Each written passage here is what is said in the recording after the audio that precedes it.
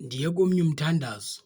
Xa ndifika phayana kulaa mthandazo kuswelekiwe ke, zinintsi ke ngoku ii-verses zityhilayo. Umzekelo, incwadi kaYobhi 14, into ezelwe ngumfazi imihla yayo mifutshane emhlabeni ibaleka ingemi njengethunzi. Avele ke ngoku umntu ongakwazi uthuthuzela athi ke ngoku ukufa ngumakoti wemizi ngemizi. Heyi, akokufa okungumakoti wemizi ngemizi apho, ukufa akungumakoti.